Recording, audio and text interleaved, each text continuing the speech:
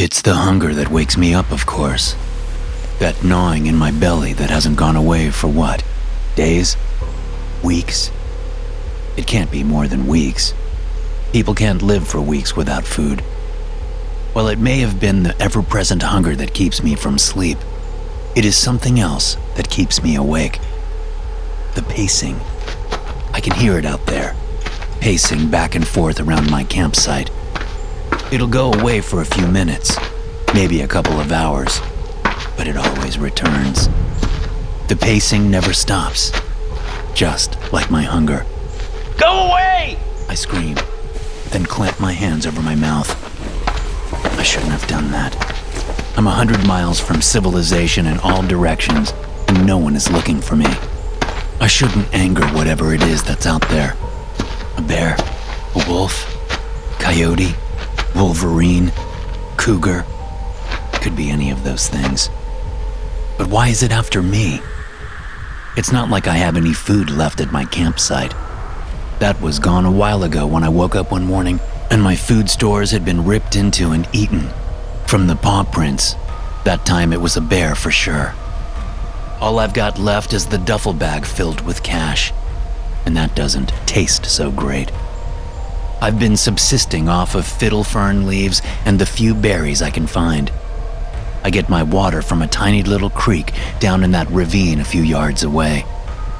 But the ferns and berries are gone, and the creek is slowly drying up. I know I've lost at least 20 pounds or more. I'm skin and bones. What does the thing want with me? I doze off and sleep for a bit. The rest feels good, and I just stay asleep, but the sun has risen and the light is so bright in the tent. It takes all of my will and most of my strength to crawl for my sleeping bag, pull my boots on, and unzip my tent. Of course, I listen first. I strain to hear the pacing. There's only silence, except for the birds chirping as the dawn pierces the dense forest.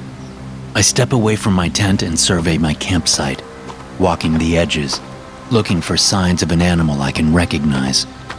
Yet, there are no footprints. There are no claw marks or paw impressions in the loamy earth. I see absolutely no signs that something was pacing outside for hours. Except, and here is the weird part, there is a space about a yard from my campsite that looks swept. I can't explain it. It's about 6 yards long and a yard or so wide. The leaves and twigs are brushed to the side. It looks like a wide broom was used. It makes no sense. My stomach growls and I double over in pain. The cramps are back. They'd left for a bit, as if my stomach was getting used to being empty. But in the past couple of days, they have returned. I inhale through my nose slowly, then let the breath out through my mouth. Controlled breathing helps ease the pain. It's a trick I learned from having a hippie mom. In through the nose, out through the mouth. In through the nose, out through the... What was that? I spin around, trying to take in everything at once. I heard something move through the bushes. A rabbit? Dear God, please let it be a rabbit. I have traps. I was a Boy Scout, never an Eagle Scout. No way I was going to go through all that.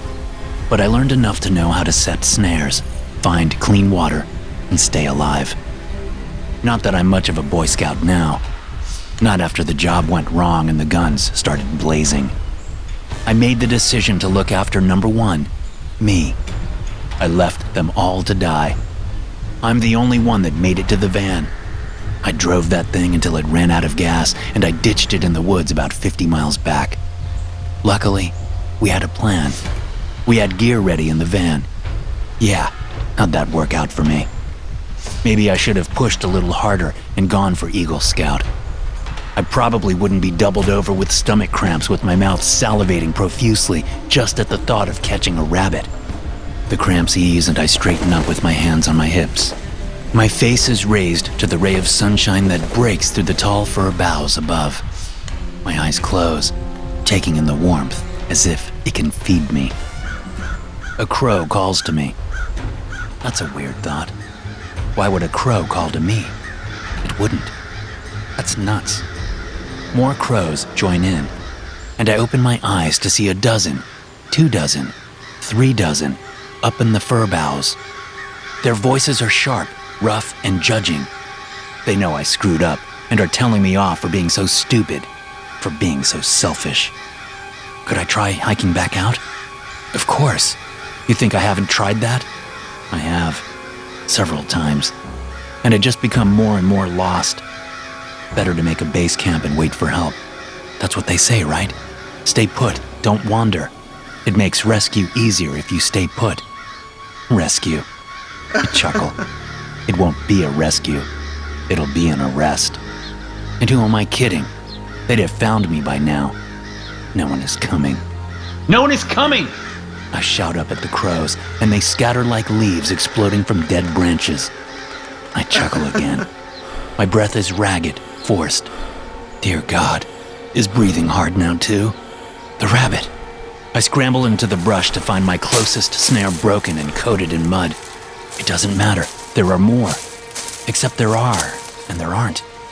Each snare I find is broken, twisted, and useless. Except for one. The very last one has a rabbit, and I'd be overjoyed except it isn't fresh. From the look of it, the rabbit has been ensnared for a few days. It even tried to chew off its own leg to get free, but failed. I understand the feeling, little guy. How did I miss this? I check the snares every day. I check them several times a day, which probably defeats the purpose of having snares if I'm fumbling and bumbling about, scaring off the game I hope to catch. My throat is parched from the yelling. I need fresh water. I walk to my tent and grab my water bottle and then set off for the ravine. It's only a few yards away, past a dense row of 3-foot-tall ferns. I shove the fern fronds apart and look at the first hurdle to staying hydrated. It's a ravine, so the sides are steep and slippery with mud, which makes getting down to the trickle of water a chore. The climb back up is even worse. But I only have one water bottle, so I have to fill it daily, which means I have to climb down and back up daily too. My fingernails are caked with mud. The fingernails that aren't cracked and nearly broken off, that is. My water sack broke after 3 days into my trip, which should have been the first sign of trouble and a solid reason to hike back out and figure something else out. But I was stubborn. I told myself I'd never go back to. Jesus Christ, what was that? A shriek, like a child being murdered, fills the air for a second. That wasn't a rabbit. That wasn't a crow. And why do I think of a child being murdered? That's a strange thought to have. I wait and listen. The sound doesn't repeat itself. It was probably a hawk or something, its cry echoing down through the trees, distorted by nature. I chuckle some more. Distorted by nature describes me to a T. My muscles have atrophied. My skin is dry and cracked. I can taste my body devouring itself as each breath I exhale smells like rotten meat and death.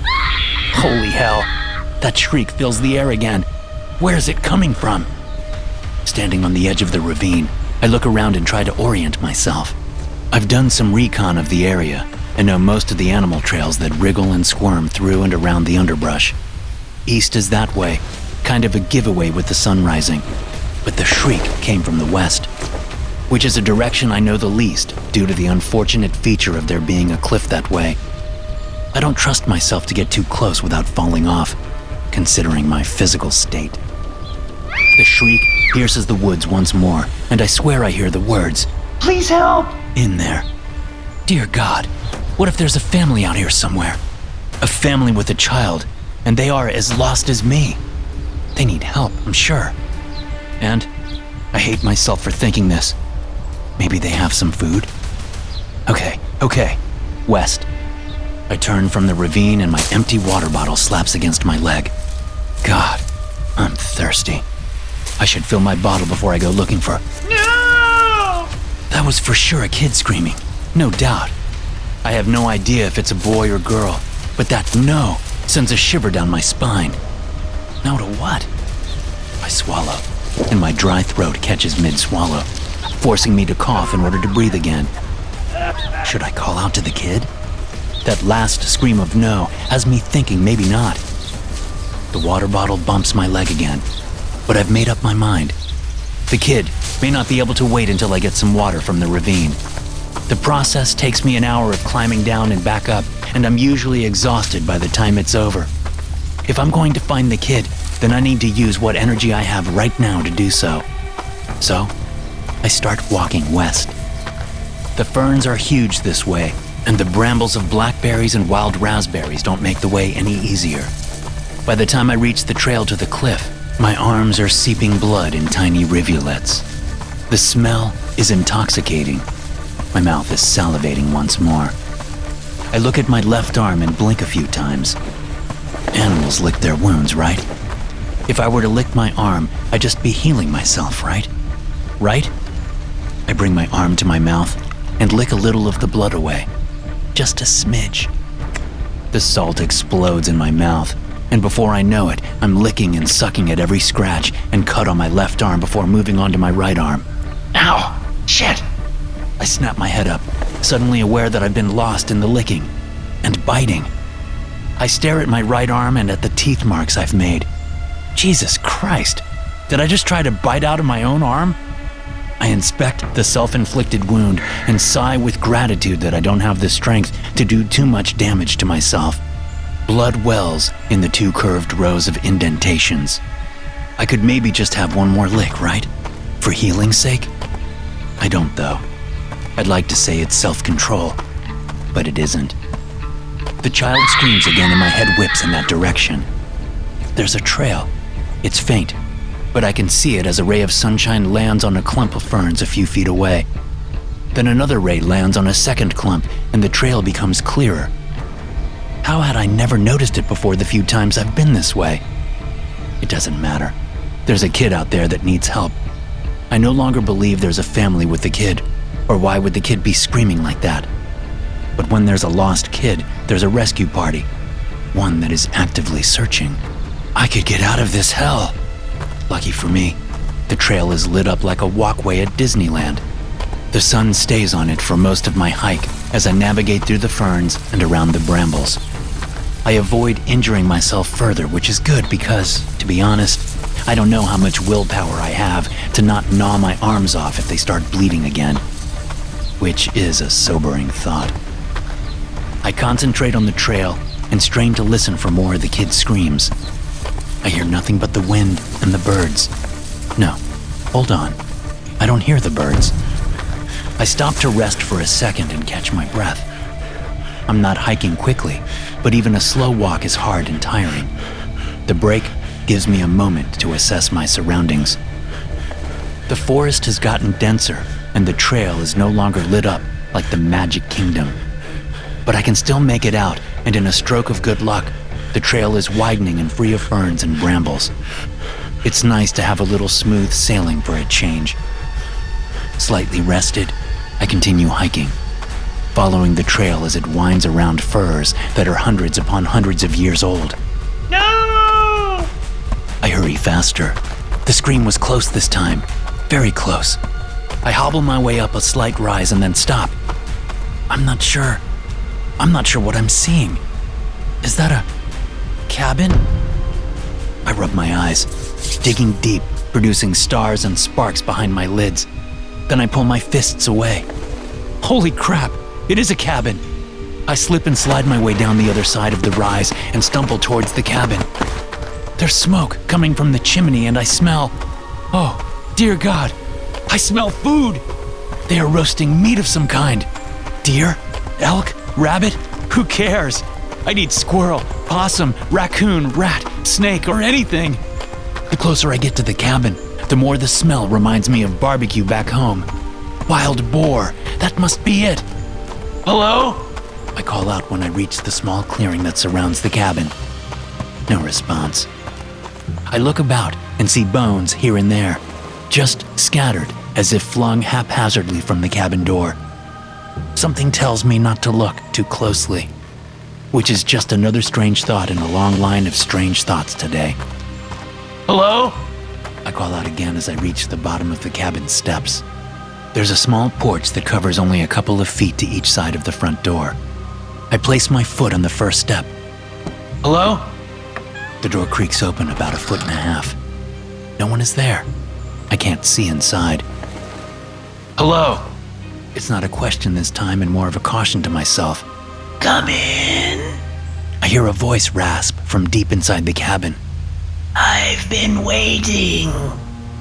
My feet have carried me to the last step, and I freeze before placing a boot directly onto the porch.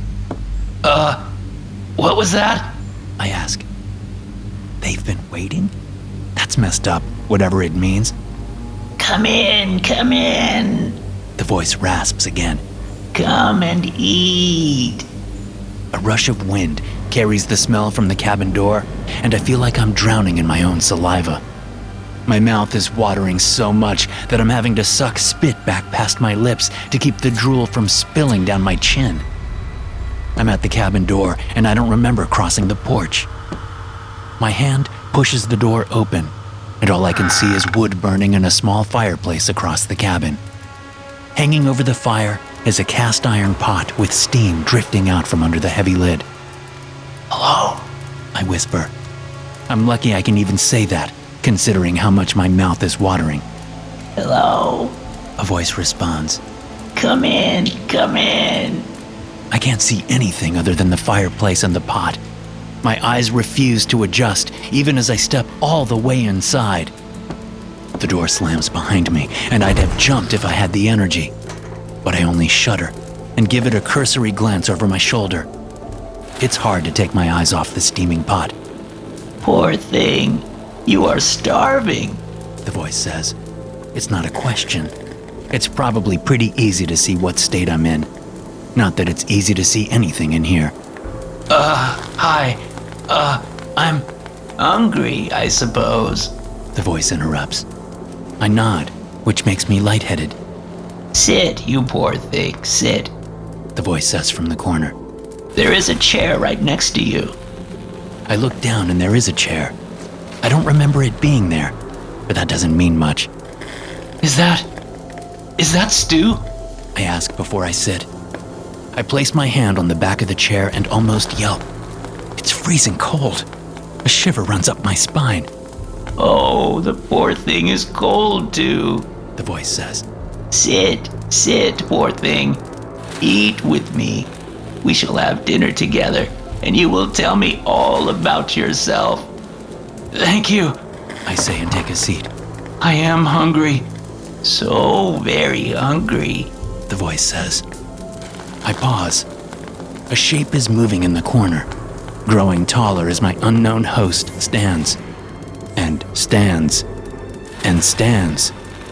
The shape is so tall that what I perceive to be its head has to bow low on a bent neck to keep from scraping the cabin ceiling. I stammer, my words caught in my throat as my host continues to stand, and stand, and stand, and... Are you all right? I jolt and scramble away. What happened? My back is against the floorboards, and that's when I see her. The old woman. She is leaning over me, concern and worry on her face. Oh, you poor thing, she says, and a gnarled hand grips my left wrist with surprising strength.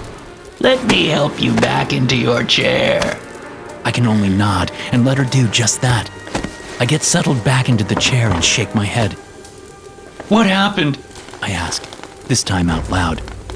You fainted, the old woman says as she shuffles over to the fire and to the pot. When was the last time you ate? She asks, her hands moving about the fireplace. I hear the clanging of metal on metal and the clinking of a ladle in the pot. My head swims from the smell that envelops me.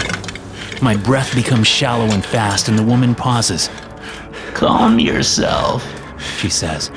In through the nose, out through the mouth. What was that? I ask. What did she just say? Here you go, the old woman says, turning back to me, a clay bowl in her hand. She shuffles a few feet to my chair and hands me the steaming bowl of stew. Thank you so much, I say, as tears fill my eyes. Food. She steps back and watches me. I look up in gratitude, but she is backlit, and I can't really make out her features.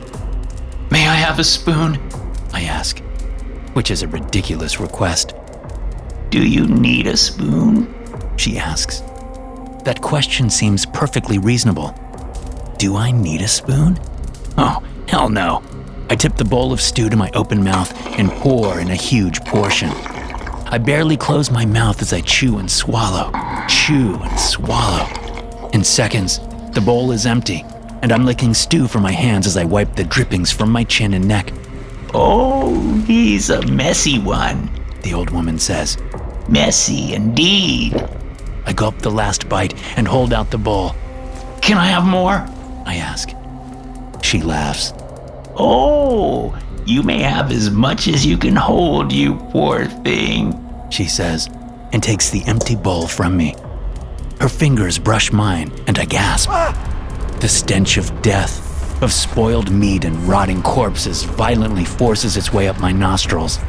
The room is filled with the stink. Then the room is filled with screams. Children crying for their parents. Children crying to be let go. Children terrified as their last moments creep towards them. Their deaths inevitable as the old woman approaches. Then it's over. Are you all right? She asks me for the second time. The smell still lingers, but the cries and pleas and screams are gone. I shake my head. I've been hallucinating, I say. Hunger makes you see all sorts of poor things, she says. Let us fill you up so those nasty visions stop. Does that sound good? I nod. I'm not sure if I'm nodding at being filled up with more stew or nodding for the visions to stop. If they can be called visions, I feel like they are. Here you go, the old man says. I shudder violently and almost knock the offered bowl from the old man's hand. Wait, you were I peter off. The smell from the bowl is too overwhelming. I was a what? The old man asks. He pushes the bowl towards me and I take it. I can't help myself. The contents are gone in seconds, and the old man laughs as I lick the bowl clean. There is plenty more, you poor thing, the old man says, and pries the bowl from my hands. Let me fetch you some. I watch the old man return to the stew pot. This isn't right. You were a woman, I say, confident in my observation. Hungry or not, weird hallucinations or not, I know this person was an old woman only minutes ago. Was? She turns and has another steaming bowl ready for me. Oh my, those visions must be awful to endure. She extends her arm from where she is standing, and the bowl gets closer and closer, yet she doesn't budge from in front of the fire. Eat to make the visions go away. I take the bowl from the impossibly long arm and bring it once again to my lips. But before I can pour my third helping into my mouth, the bowl is slapped away from my hands. It flies across the cabin and shatters in the corner, lost from sight by the shadows and darkness that the old woman or man had first appeared from. The old man hisses and shakes his fist at the cabin. Behave! He roars. Behave now!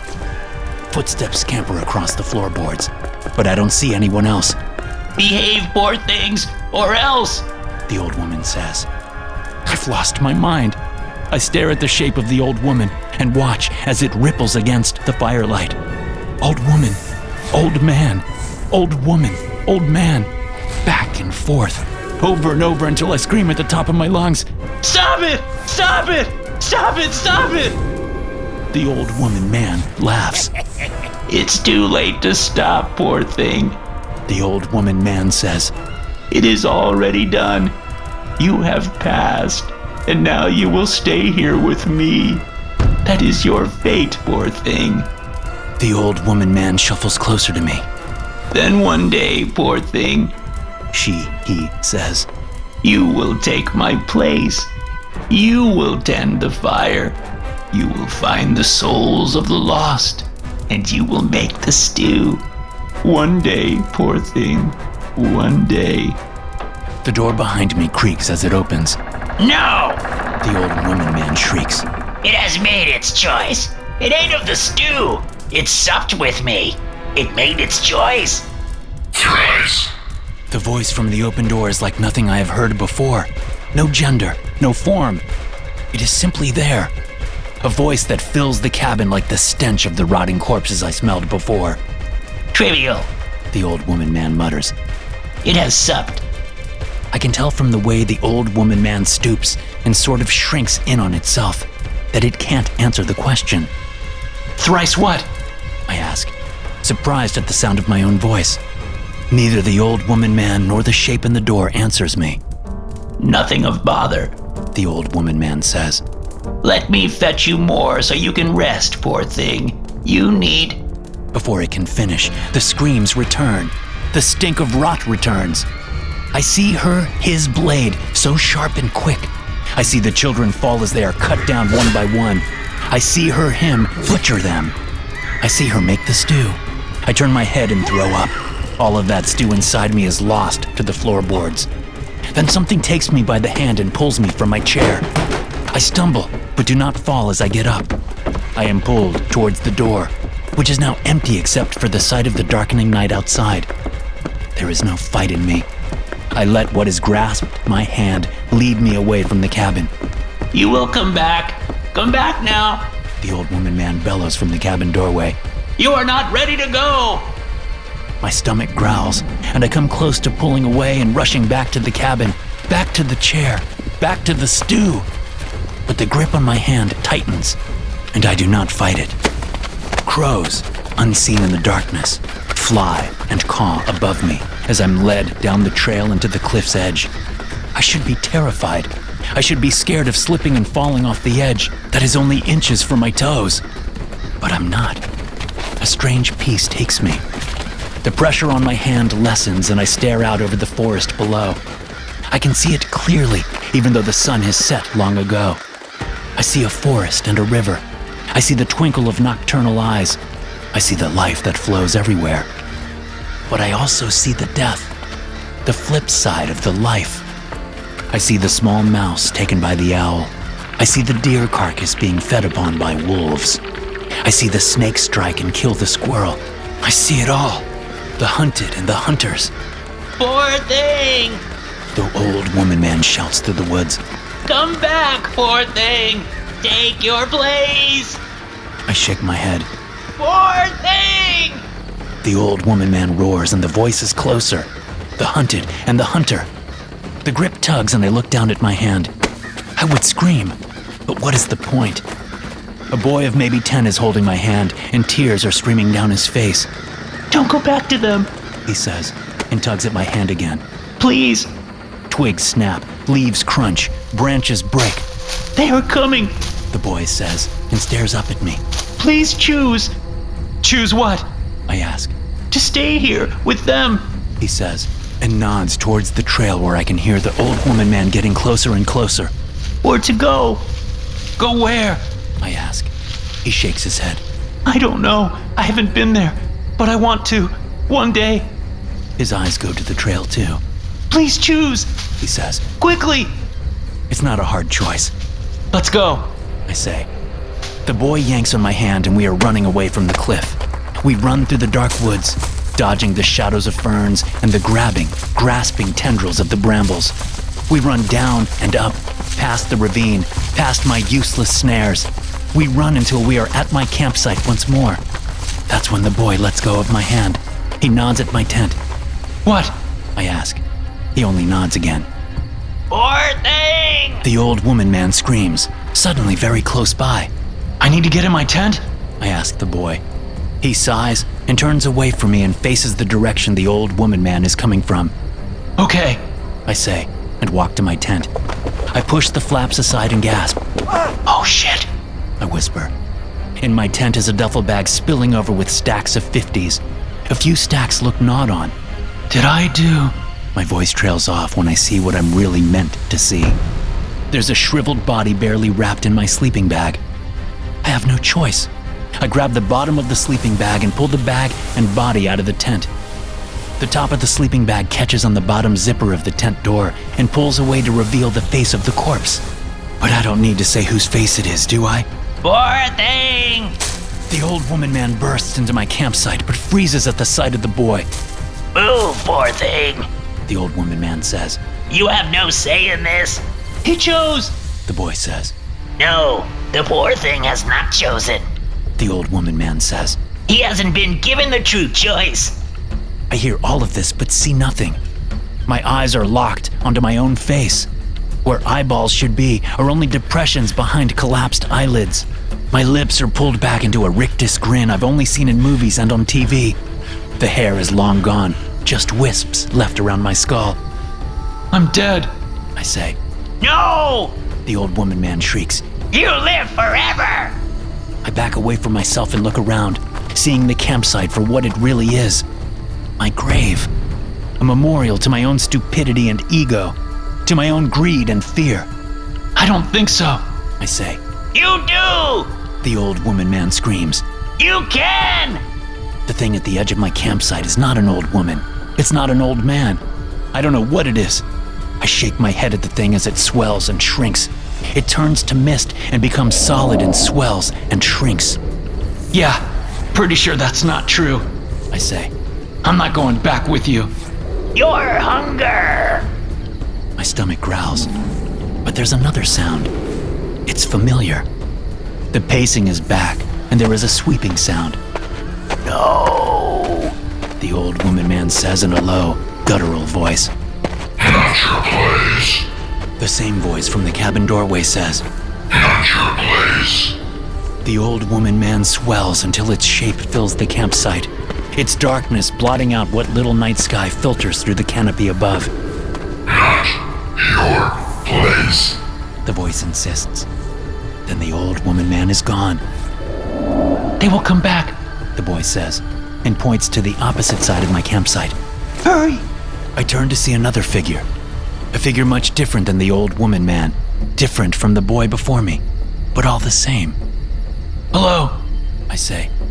The figure is nothing but a black cloak with the hem dragging across the ground as the figure paces back and forth. The cloak has a hood, and inside the hood, 2 eyes peer out at me. Or the holes where 2 eyes should be. I take a step back from the shrouded skeleton, its scythe's staff firmly pressed against its shoulder. It's okay. The boy says. You can leave now. Leave? I ask, but the boy doesn't answer. The cloak shifts, and a skeletal hand reaches out from one of the sleeves. I stare at the boy. What about you? And the others? There are others, right? I ask. There are. The boy says. We will continue. I look at my tent and the outline of the duffel bag inside. None of this was worth that. What a waste. Choose. The cloaked figure says. Can I have a few minutes? I ask. Your time is now. It says. I won't be long. I say, and then look back at the boy. Take me back. What? No! He cries. My stomach growls. Can I do this?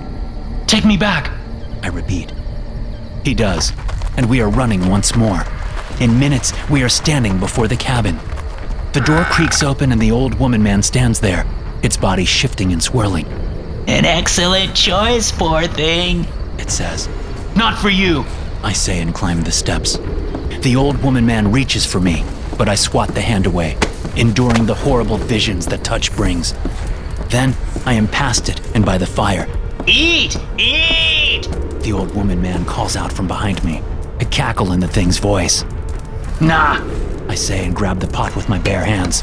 The pain is intense, but I'm dead, so who cares, right? I'm not hungry anymore. I say, then throw the pot across the room.